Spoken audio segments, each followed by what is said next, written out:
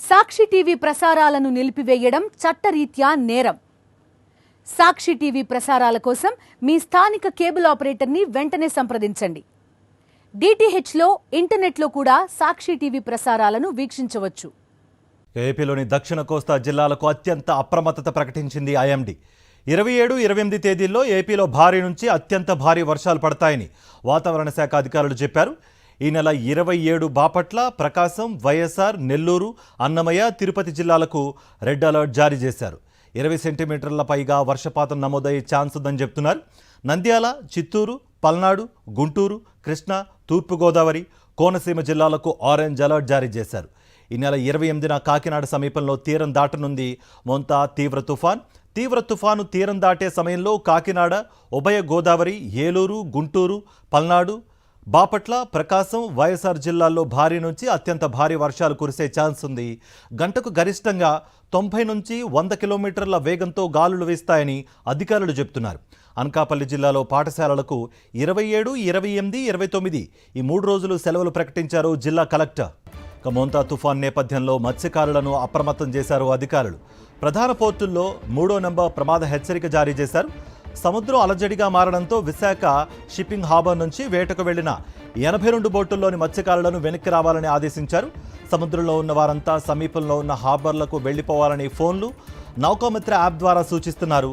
Harbour దగ్గర మైక్ల ద్వారా హెచ్చరికలు జారీ చేస్తున్నారు. దీంతో బోట్లు, వలలు, ఇతర సామాగ్రిని సురక్షిత ప్రాంతాలకు తరలించే పనిలో పడ్డారు మత్స్యకారులు.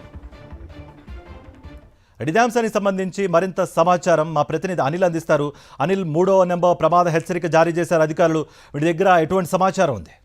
కార్తిక్, ఏపీ తీర వ్యాప్తంగా కూడా హై అలర్ట్ కొనసాగుతుంది. పోర్టులన్నిటిలో కూడా 3వ నెంబర్ ప్రమాద హెచ్చరికను ఎగరవేయడం జరిగింది. ఇప్పటికే వాతావరణ శాఖ హెచ్చరికలు కూడా జారీ చేసింది. పెద్ద మొత్తంలో వర్షపాతం నమోదు కావడంతో పాటు గాలుల తీవ్రత అధికంగా ఉంటుందని వాతావరణ శాఖ అంచనా వేస్తుంది. మరి కాసేపట్లోనే వాయుగుండం తీవ్ర వాయుగుండంగా బలపడి ఆ తర్వాత తుఫానుగా పరిణమించేటువంటి అవకాశం ఉంటుంది. ఆ తర్వాత తీవ్ర తుఫానుగా బలపడి కాకినాడ సమీపంలో తీరం దాటుతుందని ఐఎండీ అంచనాల మేరకు ఇప్పటికే ప్రభుత్వానికి హై అలర్ట్ అనౌన్స్ చేసినటువంటి సందర్భం కనిపిస్తుంది. మరోవైపు తీరం వెంబడి గాలుల తీవ్రత కొనసాగుతుంది కనుక మత్స్యకారులు అప్రమత్తంగా ఉండాలని ఇటు వాతావరణ శాఖతో పాటు ప్రభుత్వ అధికారులు కూడా సూచిస్తూ ఉన్నారు. అయితే విశాఖ హార్బర్ నుంచి వెళ్ళినటువంటి 82 బోట్లు ఇంకా సముద్రంలో వేటను కొనసాగిస్తున్నాయి. తక్షణమే వేటను నిలిపేసి తీరానికి రావాలని చెప్పి వారికి ఇప్పటికే సెల్ ఫోన్ ద్వారా, నౌకామిత్ర యాప్ ద్వారా సమాచారం అందించడం జరిగింది. ఆ బోట్లన్నీ కూడా తిరిగి హార్బర్కు రావాలని చెప్పి ఇప్పటికే అధికారులు హెచ్చరించడం జరిగింది. లేని పక్షంలో సమీపంలో ఉండేటువంటి హార్బర్లకు లేదా సురక్షిత ప్రాంతాలకు చేరుకోవాలని చెప్పి అధికారులు హెచ్చరించారు. మరోవైపు చూసుకున్నట్లయితే కనుక ప్రతి జిల్లాలో 20 సెంటీమీటర్లకు పైగా వర్షపాతం నమోదయ్యేటువంటి అవకాశం ఉంటుంది. రేపు ఉదయం నుంచి పూర్తిగా వాతావరణంలో మార్పులు సంభవించేటువంటి అవకాశం ఉంటుంది. సిస్టమ్ ఏదైతే ఉందో తీరానికి దగ్గరే కొద్దీ పూర్తి స్థాయిలో దాని ప్రభావం పెరిగేటువంటి అవకాశం అయితే స్పష్టంగా కనిపిస్తోంది. రెడ్ అలర్ట్ ఇచ్చినటువంటి జిల్లా విశాఖపట్నం నుంచి రాయలసీమలో ఉన్నటువంటి వైఎస్ఆర్ కడప జిల్లా వరకు రెడ్ అలర్ట్ కొనసాగుతుంది. ఆ జిల్లాలో 20 సెంటీమీటర్లకు పైగా వర్షపాతం నమోదు కాబోతుంది. 90 నుంచి 110, 120 కిలోమీటర్ల వేగంతో గరిష్టమైన గాలులు కూడా ఉండబోతున్నాయి. Karthik, thank you Anil. Sakshi TV ప్రసారాలను నిలిపివేయటం చట్టరీత్యా నేరం.